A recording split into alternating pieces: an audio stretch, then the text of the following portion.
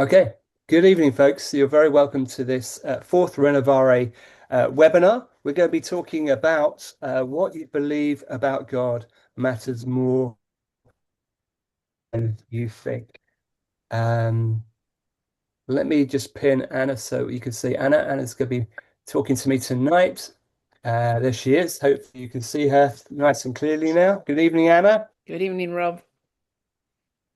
Great. I'll do a formal introduction if you don't mind in just a second, but let me introduce tonight's webinar. Hmm. So both AEW Tozer and Dallas Willard said, what you think about God is the most important thing about you. What you think about God is the most important thing about you. That's a big statement. But our view, our image, our picture of God is certainly very, very important. And so many people have a distorted or untrue or negative image of God. And what we want to do tonight is to talk about that and how we might correct our vision of God and what kind of God should we believe in. In John's Gospel, or 1 John chapter 1, John announces that God is light and in him there is no darkness at all. And later, John goes on in chapter 4 to say that God is love.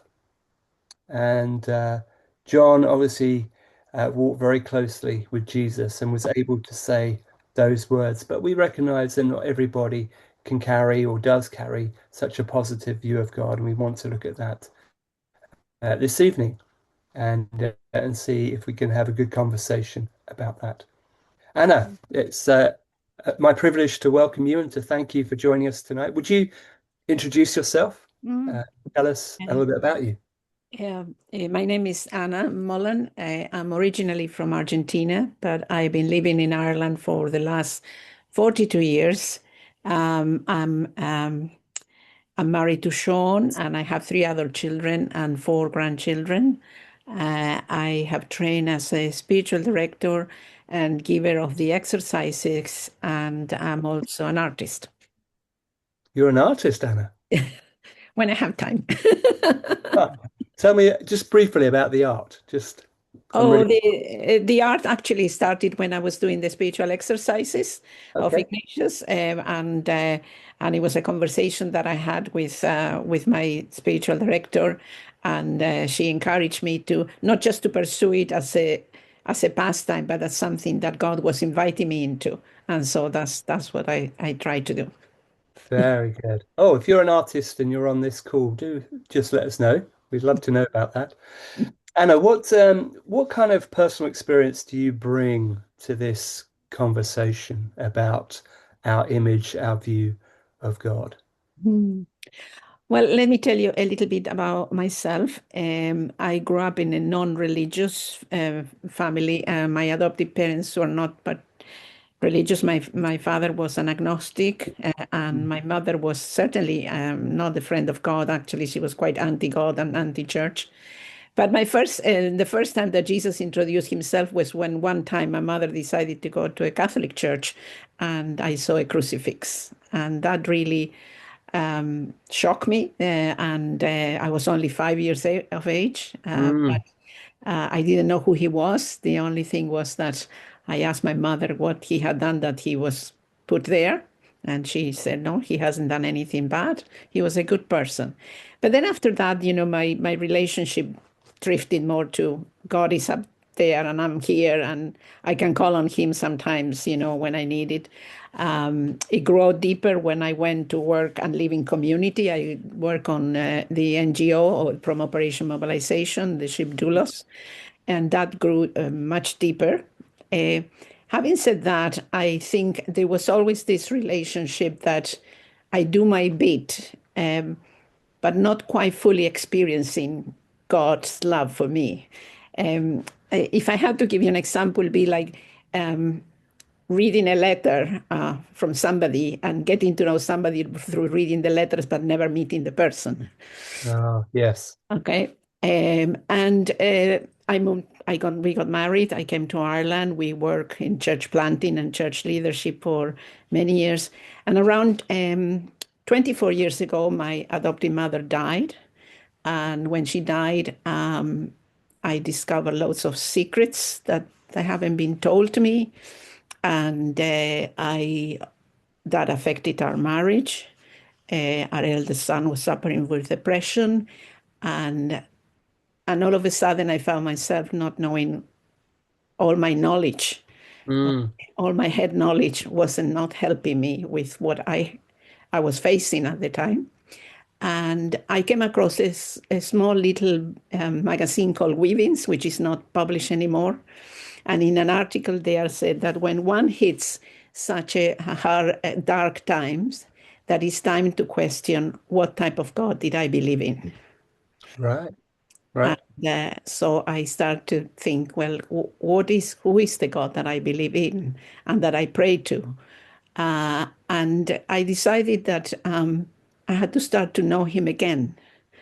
And I said, okay, we'll start again now. And I remember reading one day Genesis and Genesis 3:21, and the verse spoke to me so much that I meditated on that verse for around 6 months, on and off, until the penny finally dropped, Mm, and I was able to realize that this was a God who was loving, who had created me good, and who wanted companionship.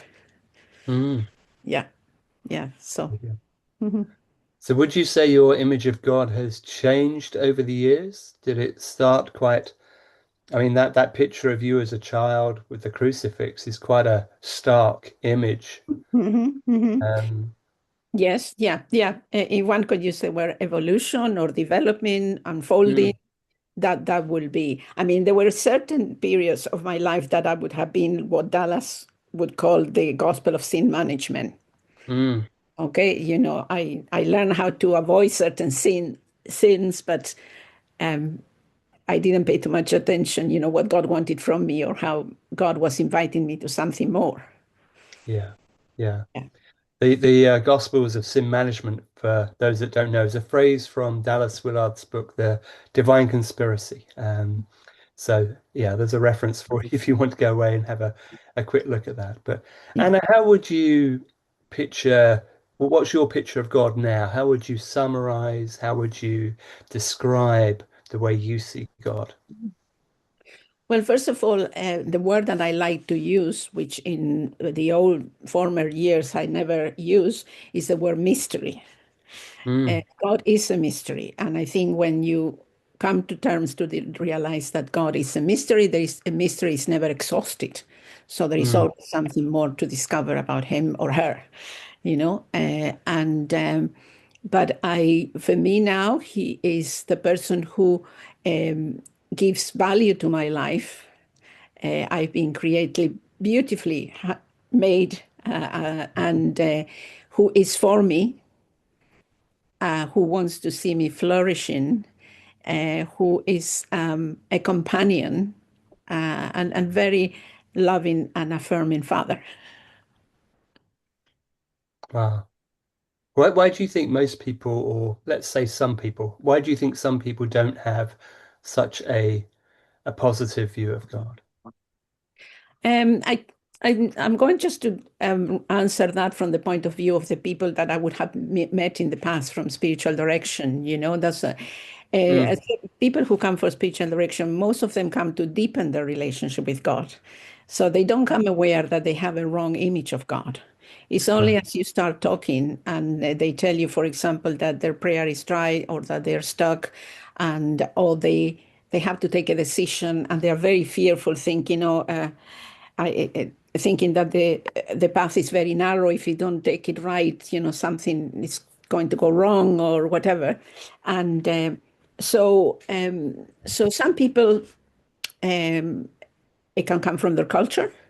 I mean, if people who are in Ireland will be very familiar. I was talking to a friend this morning, and she was telling me how she was taught about God. This God that's who's always there to catch you. That you do something wrong, and he's not there for you. He's just checking you all the time. He's a judge. I remember one person many years ago who used to come to meet me. He wasn't from Ireland, and we were chatting just at the end almost. And I said, "What are you going to do now for Christmas?" And then he told me, "I'm going home." And he was dreading going home because he was going to see his father, and his father was very strict. And that affected him the way that that he viewed God, that God was demanding, and he had to work very hard to try to please him. There are some people who go through very difficult situations of suffering. And there was Mm. one person who had gone through a difficult patch. And the problem in that case is that she did not allow herself to be free to be angry with God. Right. Okay. Right. Yeah. So this is a God that you don't be angry with, you know. And other people is, as I said, about taking a decision, and then they realize they think that all God only is a God who more or less asphyxiates you, and they want to get it right, rather than to think that God is spacious and there is room and that He's for you, you know. But they think, no, if I get it wrong, you know, what is he going to think about me? It's always the Right. idea that I need to please him in a way and keep him. I think sometimes we have the ideas that he's a Greek God, you know, that if I don't do what they say, they're going to strike me back. You know, he's going to hit me back. Right. So there are all those elements that come to mind, you know, and they can happen when you are very young and you live your life as normally, and then something happens and it presses the button of that event and it comes back. Right. You are back into being a certain age. Yeah. Yeah. Yeah. What do you think are the most kind of common distorted views people have of God? You mentioned some of those, strict parents or a distant father, but are there other ones that you've come across? Um, a God who doesn't care, Hmm. who's who's up there, and but he doesn't care about me, about my life, and yeah, and sometimes as well, people would say, you know, why doesn't he do something about the suffering in the world? Hmm. So that's a very common thing. Why doesn't he do something about that and this and that? You know, um, that will be one of Yeah. the common issues. Yeah. Hmm. So a God who's perhaps indifferent, Yes, do I you think think? that's the right word. Yeah, an indifferent God. Yeah, yeah. Yeah. Who's not Yeah. interesting? Who is actually the opposite of incarnation, isn't Right. it? Indeed. Yeah. Yeah. How does how do you think seeing God through the eyes of Jesus helps? um, for Jesus, God was the most wonderful thing. You know, Hmm.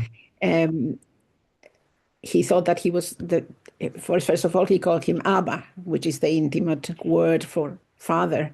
Yes. He thought that he was generous, extremely, a God of abundance, you know, who sent the rain and the sun over the just and the unjust. Yeah.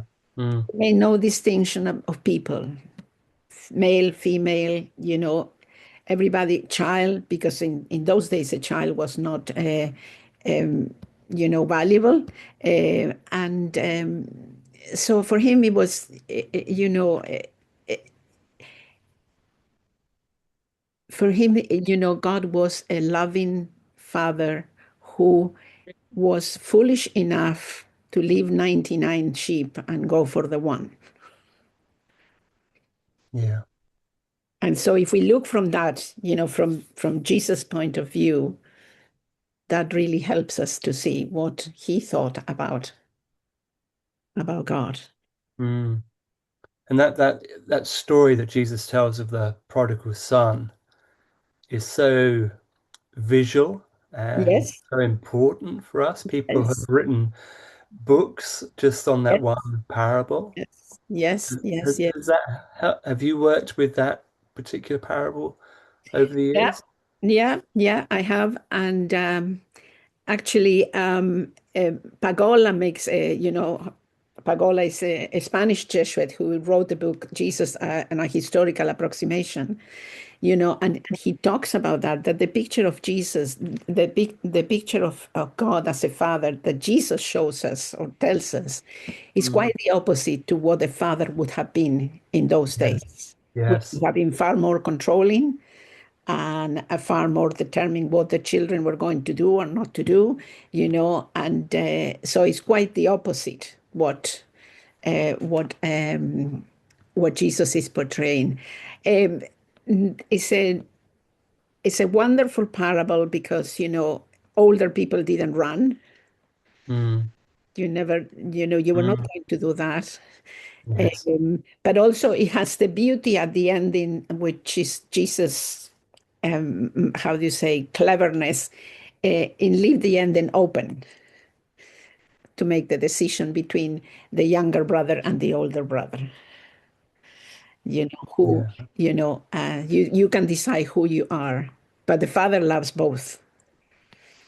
You, yeah, yes, not just the one who ran away. He said, "You, son, you have been living with me all this time. Everything I have is yours. You could have mm, asked, but you didn't." mm. you know. Did you ever see the sculpture or the painting that Charlie Mackesy did of the prodigal son? Are you familiar with that? No, I did. No, I haven't. No, no. Oh, so Charlie Mackesy is the guy that's written Yep. the book with the mole, the horse, and the boy, Yes. I think Yes. it Yeah. is. Yeah. Yeah. But I think long before that, he drew a picture. He was as an artist, he drew a picture or he did a sculpture, I think, of the prodigal son. It was the embrace Hmm. of the Hmm. father and the son. And I think there's a story. I'm sure this is true, but he, I think, was selling his house and he invited the estate agent round to look at his house, and he had all these kind of rough sketches of this image of the prodigal son around the house because he that was what he was working on at that particular time. And I think the estate agent kind of saw these images and was quite so taken back by it. He said something like, "I need to leave and go and give my son a hug." Yeah. And he was so kind of captured by it all. Um, Wow, that's beautiful. Yeah. yeah, yeah, I'm sure it's along those lines, that story, but it's such a Yeah. powerful, powerful Mhm. image. It is. Yeah. Yeah. Yeah. Yeah. Yeah. Yeah. Yeah. And then there is the famous book by Henry Nouwen, Mm, Turn of the Prodigal Son. yeah, How many hours he spent looking at that painting. yeah, Yeah. yes, Yeah. Yeah. renowned, yes, Yeah. indeed. We mentioned the word suffering and how that is often a trigger for Mhm. our image of God.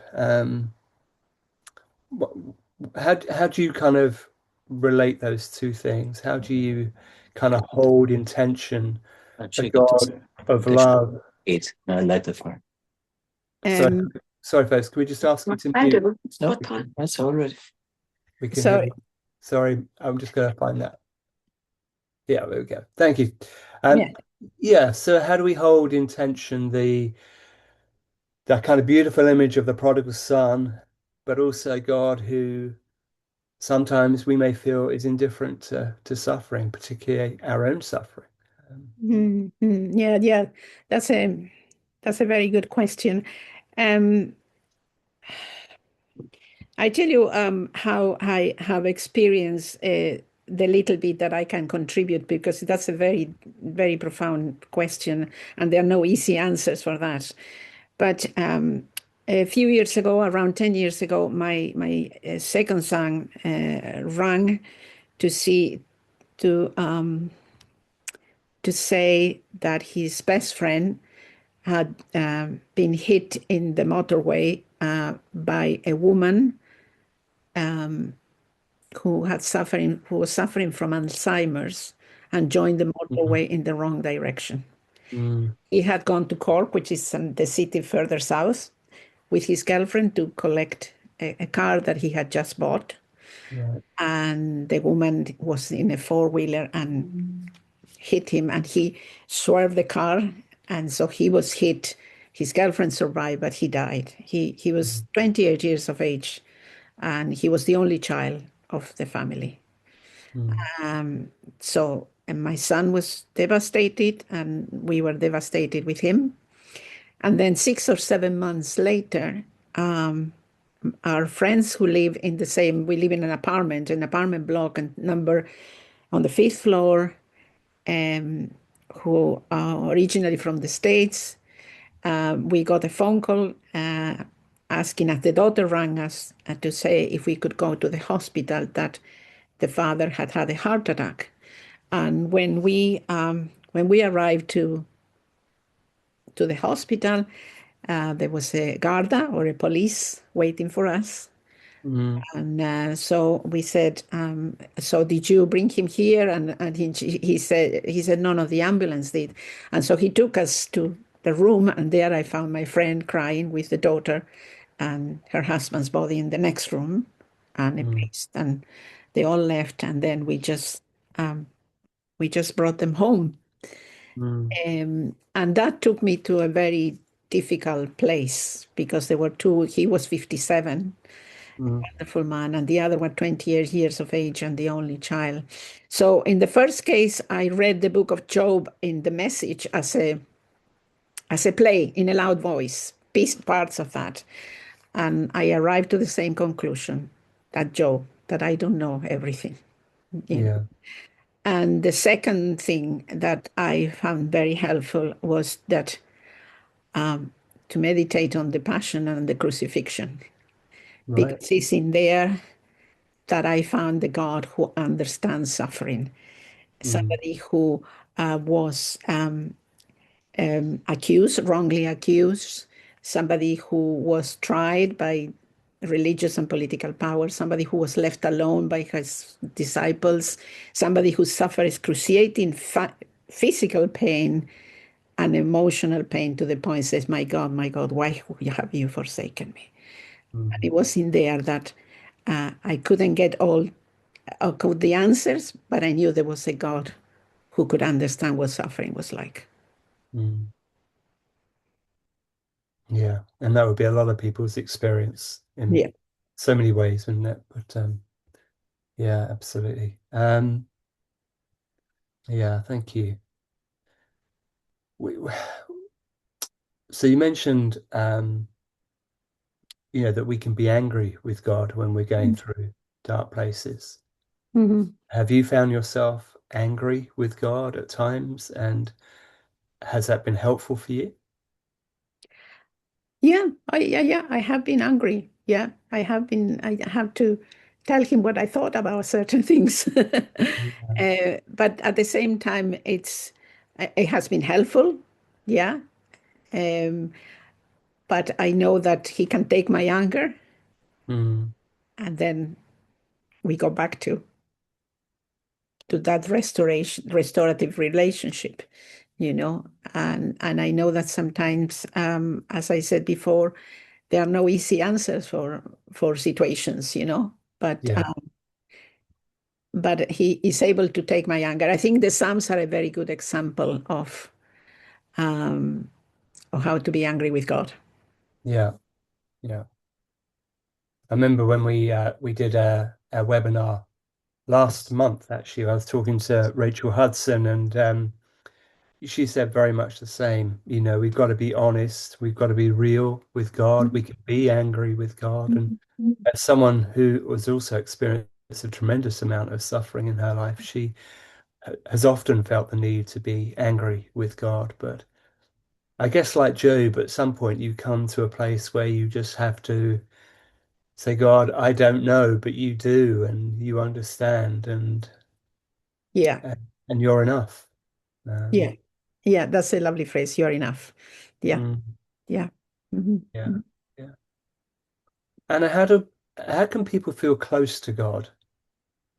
Mm, I think often that's one of the things people struggle with. It's not necessarily that I want answers or anything like that, but I just need to know that God is near, and I feel cold or I feel distant from God.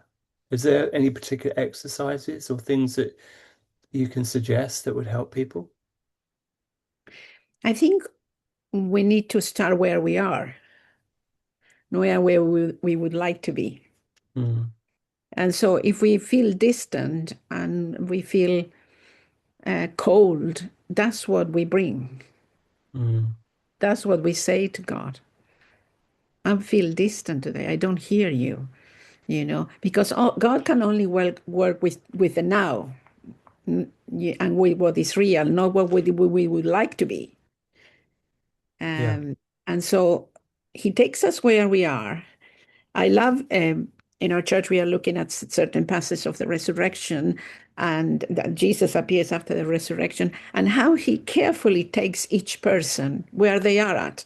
They took Right. a couple who goes to Emmaus, they need answers for we had hope for and blah, blah, blah. And then he gives them a whole scripture explanation. That's what they needed. Then we have Thomas, and Thomas is doubting. And so you want to put your finger in, here it is. You can do that, And then with Peter, he does something else. So he can meet us where we are. Yeah. Sometimes we are the ones who are working too hard to meet him. I remember when my father-in-law was sick. He had a brain tumor, and he couldn't find God. And his wife, my mother-in-law, said to me, "Don't worry, he will find you." Mm, So I think it's sometimes we are the ones we try so hard that we miss the invitation that God is already there. yeah. Yeah.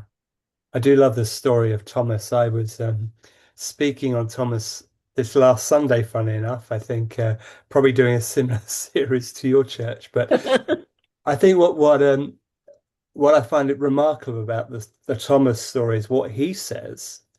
I won't believe until I see the scars and etc. Yeah. And then when he meets Jesus, Jesus says to him, Thomas, come and have a look at my hands and my side. And I'm like, did Jesus overhear Thomas say that? It's almost like, and I'm sure he did. That's the point, I think, that Jesus somehow knew exactly what Thomas needed in that moment. Yes, yes, yeah, yeah, yeah. And he'd heard him kind of word for word.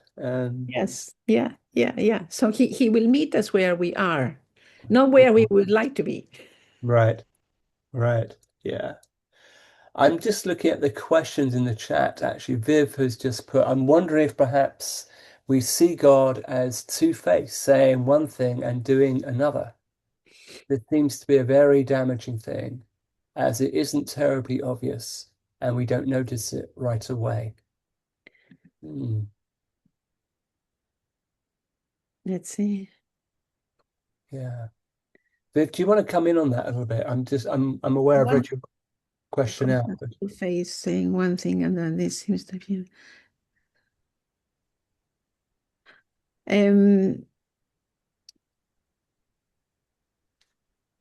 yeah, that's a very interesting question. I actually, um, I'm not sure if God has two faces.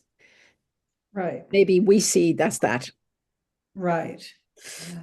do you want to expand on that a little bit, Viv? Just out of interest, just help us with that. I was just being curious because actually the question I wrote down myself is how do I discover what my picture of God is? Because you can't just sit and say to everybody, okay, write down who you think God is, because we live out of a belief, but we don't even always take time to think of what that Mm, belief is, but we respond out of our beliefs. So I was sort of thinking, which kinds of images are the most difficult to identify, ones that kind of fly under the radar? And I don't know, maybe I'm just revealing my mm, own deranged ideas of God, but this idea of someone that does one thing or says a different thing than what they do, or is kind of veneered, that appears in one kind of way. And I think with politics and with, leadership and business, Mm, we see this very often, that it is a common thing that we're almost used to people saying one thing to us, but then behind the scenes, there's other ideas. And that if we think God is this way, for me, it isn't always evident that I think those ideas. And it is a hard thing for me to uncover this kind of a twisted perspective. But maybe that's simply because it's my own mm, one. But I'm just curious, how do we begin to know what our picture of God is, and how do we begin tracing that out so that we can allow God to perhaps expand or shift it? mm, Yeah. mm. Thanks. Yeah. Well, I think that's in my humble opinion, that we go back to the word relationship. We are in a relationship. So if we take at the level of human relationship, I've been married for 42 years, but I'm not in the same level of relationship with my husband when I was first married. Mm, Nor I would have known then what Sean is or he's going to be either. We develop the relationship, and as we engage with one another, then we discover more of one another and of oneself. And I think that's for me, that's the way it works with God. The more that I go with Him, I'm not thinking, will I get to a right picture of Him? I'm engaging with Him now, and slowly He will show Himself to me, mm. vice versa. Does that Yeah. make sense? Yes. Yes. Yeah. Yeah. It does. Um, One of the resources that we were going to mention at the end actually was the From the Inside Out course that Renovari has. This is the Renovari US website. It's a free course, and we'd love you to go and have a look at it. But the very first session on that course is actually, what is your picture of God? And it's a great session, and I think gives people permission to actually think about that question, because so often, and I think Viv is right, we don't really take time to think. Hmm. We say we believe in God, but we don't necessarily think through what kind of God we believe in. Hmm. Hmm. So yeah, I was going to mention that. I mentioned it now. I was going to mention it at the end, but that first session on what our picture of God is I think really important. And it goes through some of the common misperceptions or distorted images that people have of God. Hmm. Sometimes God feels, distant, as we've mentioned. Sometimes people believe God is like a scolding parent or a headmaster, and we Hmm. prefer to avoid him. And that if that's our view of God, then the idea of spending time with God in prayer is going to be Hmm. difficult, right? You don't want to spend time with people you don't like very much. Yeah, yeah, yeah, Um, yeah. That's right. and if we believe that God is indifferent, and that he doesn't care very much, then it throws up questions about, well, why pray? Why talk to God about anything? Um, yeah. Hmm. I'm just looking at another question here that's come in. What if it feels like a long time since God has surprised and delighted us? Is that because we're not seeing God in action anymore? Because life is just hard? Or is God busy with other people? I'm just going to look at. Mm,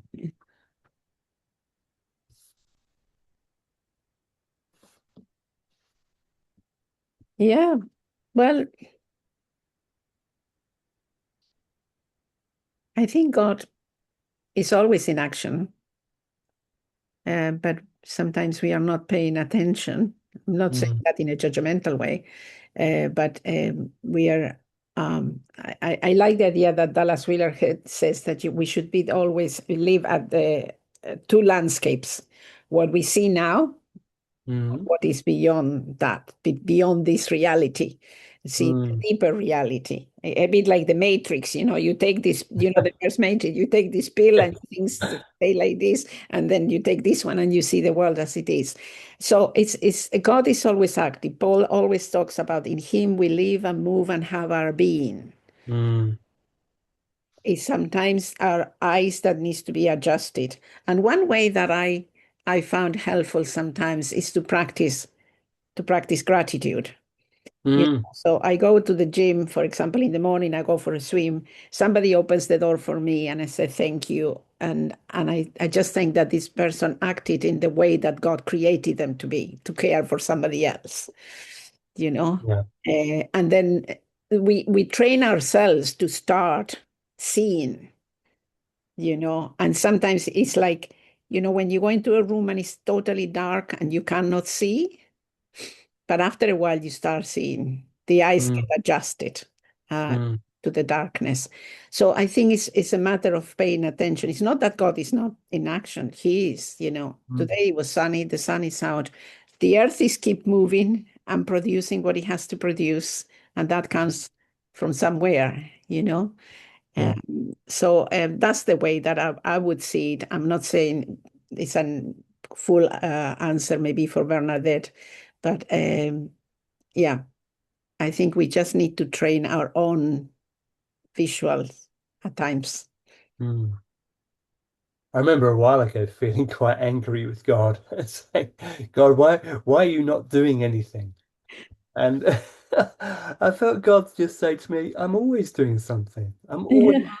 I'm always healing someone. I'm always forgiving someone. I'm always showing grace to someone. Mhm, I'm always intervening somewhere. I'm always mhm, keeping something going and moving. mhm, mhm, mhm, But yeah, I definitely have that sense too. But sometimes it's true though, isn't it? When you talked about that difference in relationship between when you first met your husband and now. And sometimes it's true in the spiritual life as well, isn't it? Sometimes when we first meet with God, and it's beautiful to hear those stories of people that have just met with God, just connected with God, have a new faith, and there's a lightness or an exuberance. Their world has gone from black and white into color, you know, and God is really close. And then 30 or 40 years on, it can seem a little bit mundane, a bit too ordinary, and a bit flat. And mhm, maybe mhm, that's question a little bit, but would you agree mhm. with that? Would that be your experience Uh, as well? I think, well, sometimes we can be flat or dry in our prayer. Mm, I remember one of the priests who taught me the course to say, when you come to seasons like that, just think about you as a piece of clay that God wants to shape. hmm Don't do anything. God is the one who is doing. Sometimes it has to do that our way of praying has exhausted its Right, time. right. Okay. And So the time same, for a new way of praying? pardon? Do you mean so time for a new way to pray, a different way to? Exactly, exactly. I remember the same priest said to do use methods of prayer as scaffolding. If you Mm, see a building with scaffolding for years and years and years, it means that nothing is happening. Okay. right. The building is stuck there. So Yeah, use a method. And then when it becomes dry, that you seem, well, I'm not moving forward here, bring the scaffolding down and put something else on. And he said, eventually you won't need any method. You'll just turn up right, and meet God there. right. So Okay. are you referring then to silent prayer? It could be silent prayer. I mean, it could be, whatever, I mean, there is no um, how would I say? I would not dare to say how somebody has to pray. Sure. Okay, but it's a journey as well. It's in a relationship, and sometimes it's just becoming aware that God is there all the time with you, and sometimes is having a more intimate relationship. I think it's William Barry, the Jesuit, that says talks about the God, the a relationship with in prayer, and I say to people. We live in an apartment. We have two bedrooms, and my husband works in the living room, and I work in the bedroom. Mm, I'm here now. I know he just came back from something. I know he's there. I'm aware of his presence, Mm. but I'm not engaging at this time. But later, when I finish this, then I will sit down and we'll have a chat, you know. And so the days are like that. Sometimes I'm here and he's there, but we are both aware that we are there. And I think that's what prayer is. You know, you're aware that God is with you all the time, and you have your moments of silent or spending specific times of with Him. And there are moments that we are just doing your ordinary, simple life, and you're Yes. aware of God. Thomas Kelly, the Quaker, said, the soul can continue praying inwardly while you are doing lots of other things. Mm. There's so much to discover about prayer, isn't there? I think Yes. many of us just kind of grow up on one kind of style of prayer. And Richard Foster's book, Prayer, Finding the Heart's True Home, is actually a real treasure around, I mean, maybe 13, 14, 15 different kinds of prayer. And starting off with simple prayer, which is probably the one most of us are familiar with, just, Lord, this is what I need today, or please help me with this, or can I pray for my friend? That's simple stuff. And then there's just all these other styles of prayer, prayer of tears, prayer of sorrow, prayer of I can't remember the rest off the top of my head, but just different ways to pray. And Yeah. And that's what, in knowing all of this breadth or different things, that's how we can help in a way that the relation doesn't become flat with God. yeah, yeah, yeah, It's in a marriage. If you're still doing the same things that, all the time that you did 20, 50 years ago, you need to do something once in a while that is different and you energize each other. yeah. Maybe go to a different church for a while. Am I allowed to say that? But do you know, sometimes we go to the same church, we sit in the same seat every week. Oh, yeah, No, we're creatures of habit, aren't we? But yeah, exactly. Yeah. we'll listen to different styles of worship music, and there's such a variety, isn't there? From the Teze kind of through to the charismatic worship, through to yeah, all sorts of things. But Yeah. yeah, yeah. Matthew's got a question here. How do we approach the tension between thinking about our relationship with God in too human terms and risking resentment or alienation when suffering, and yet deepening the relationship at the same time? Mm. I'm not sure if I'm glad I'm asking the questions. Mhm. With God into human.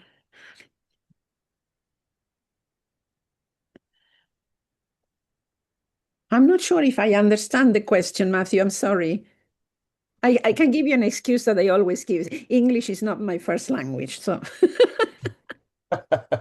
Matthew, if you just want to jump on and expand the question, if you feel brave enough to do that, feel free. Feel just about brave enough, Rob, I think. Just Oh, hi, Matthew. That's um, great. yeah. Go on. I suppose when I think I hear a lot and read a lot about the relationship with God being a marriage or in quite family structured. yeah. Mm, And without going into, I'm not going to go into any personal details, but I sort of came to God only fairly recently through a period of quite acute suffering. And I'd mm, begun the journey before the incident that led to the suffering took place. And when I lost that person, I thought, okay, well, that's it. This is going to rewind. I'm not going to be able to. But actually, it deepened. It deepened, but it didn't deepen through me thinking about God in terms of any kind of flesh and blood human relationships I have, because I think that would have led at that point to a Mhm. lot of anger. And you mentioned anger right at the beginning, Anna, really Mhm. interestingly, and I kind of made a mental and literal note that I need to get angry more often. And suppose all these things are sort of flowing around my mind. Is that do you think that there is a danger in us thinking about our relationship with God in too close to the way we think about our relationships with a partner or another family member? Because a lot of resentment can come in, a lot of alienation, and at the same time, a lot of what we're told we need to accept is a mystery. But we wouldn't talk about our human relationships in the same way. I don't know if I'm explaining myself very well. Yeah. I yeah, I'm not sure if I get it. I'm sorry, Matthew. That's okay. I'm not sure I do. Yeah, yeah.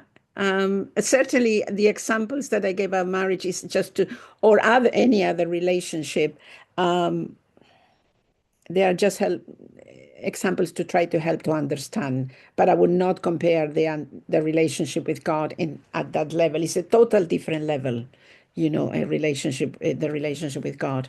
And one thing that I know, that though I have a very good family or relationships, they are not perfect, and they are not created to satisfy all my needs. That would be a mistake for me to think that everybody's going to help me to feel love and all of that. They were not created for that. It will be totally unjust on them, because only God can love me at the level that I need to be loved. That's my take, and I'm not sure if I answer your question, Matthew. I absolutely did. Thank you. That is helpful. Thank you. Thank you, Matthew. Thanks for asking the question. Anna, one of the things we talked about was how Jesus saw God and his Father, and yet for so many of us, we see sometimes this difference between the God of the Old Testament and the Jesus of the New Testament.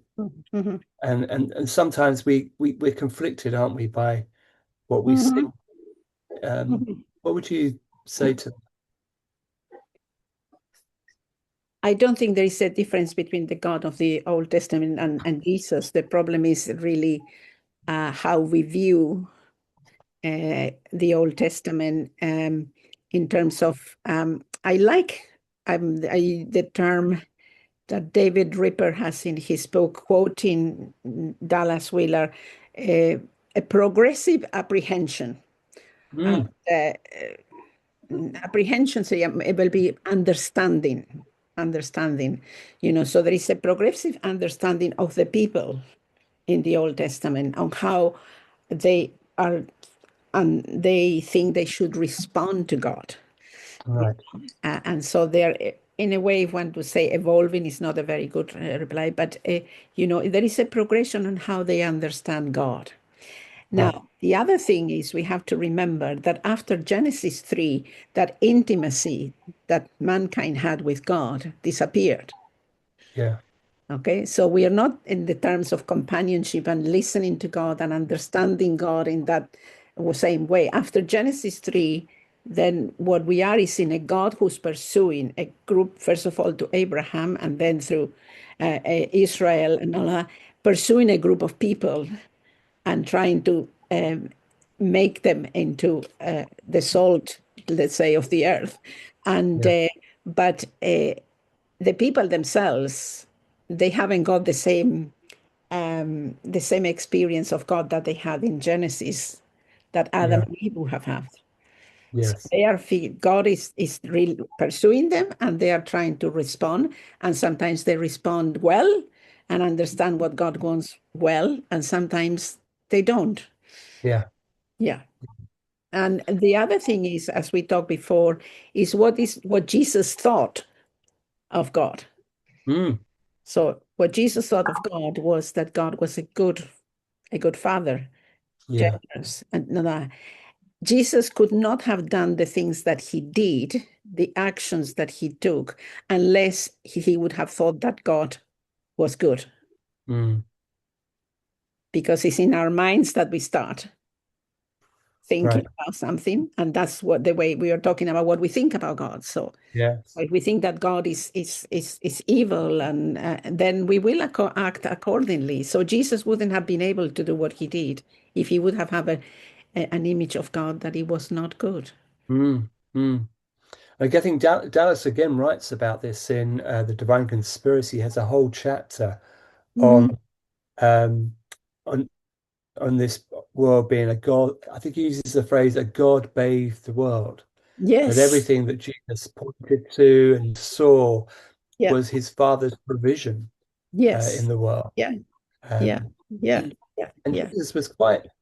I mean, he would talk about the birds and God knowing each bird. The Yes. sparrows Yeah. Yeah. Yeah. Yeah. and the flowers and the lilies. There was this sense in Yeah. which Yeah. Yeah. God was joyful as well. I think so often we don't think of God That as God being is a God of joyful. Yeah. joy. Yeah, yeah, yeah, yeah, yeah, yeah, yeah. And I think when John is writing, when in the beginning was the Word and the Word was God, then Yeah, that relates to Genesis. That's what, that's the God that John is referring to. yeah, The yeah, God of Genesis who created everything good. And what needs to be redeemed then is that, the yeah, first two chapters of Genesis. That's what redemption will be, a new creation. yeah, exactly. Yeah. And Dallas had this wonderful phrase, don't believe anything bad about God. Yeah, Believe yeah, anything bad about God. yeah, yeah. And that's tough sometimes. We Yes, we have to work absolutely. we have to work with that, don't we? Yeah, absolutely. Yeah, yeah.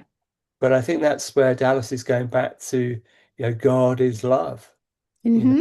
Mm-hmm. and God is light, and in him there is no darkness. Exactly. Yeah, Yeah. yeah, yeah, yeah, yeah, Yeah. Don't believe anything bad about God. yeah. I love that. Yeah. And are you going to maybe take us into a bit of a meditation or something for us Yes. to kind of, as Yeah. we sort of draw to a close, and then we'll mention a few resources as well that might be helpful for people Mhm. to look at after this conversation. I think you have the words for this, do you, Rob? Oh, yeah, give me a sec and Yeah. I will find those. Yeah. I should have been on more on the ball, shouldn't I? Where are they? I've put them. Okay. Can I put these in the chat? Yes. Okay, so in the chat there is a PDF called Fall in Love. Hopefully, oh no, hang on, I need to press that button. And now you should have it. So hopefully you can pick that up. But Yeah. Okay, so I'm going to invite you if you want to turn off your video, if that what suits you. You can close your eyes if that helps you as well. This poem prayer is attributed to Pedro Arrupe, who was, I think, the General Secretary of Jesuits, I think in the 1950s, but and it's called Fall in Love. I'm going to read it twice, and after the first reading, I'm going to pause for a few moments and invite you just to, in the silence, to pay attention to any word that might speak to you. And then I'm going to read it a second time, and we'll finish with that. Nothing is more practical than finding God, than falling in love in a quite absolute, final way. What you are in love with, what seizes your imagination, will affect everything. It will decide what will get you out of bed in the morning, what you do with your evenings, how you spend your weekends, what you read, whom you know, what breaks your heart, and what amazes you with joy and gratitude. Fall in love, stay in love, and it will decide everything.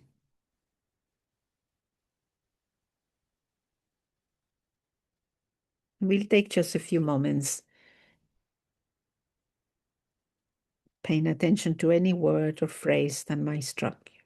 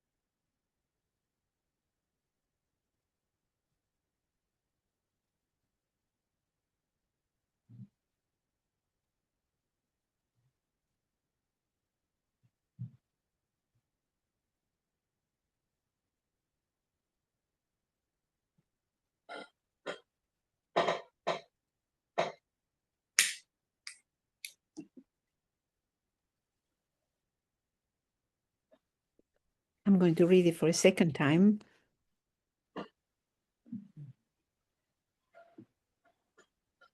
Nothing is more practical than finding God, than falling in love in a quite absolute, final way. What you're in love with, what seizes your imagination, will affect everything. It will decide what will get you out of bed in the morning, what you do with your evenings, how you spend your weekends, what you read, whom you know,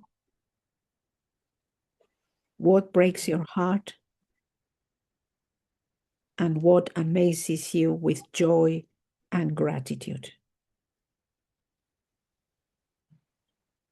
Fall in love, stay in love, and it will decide everything. Amen.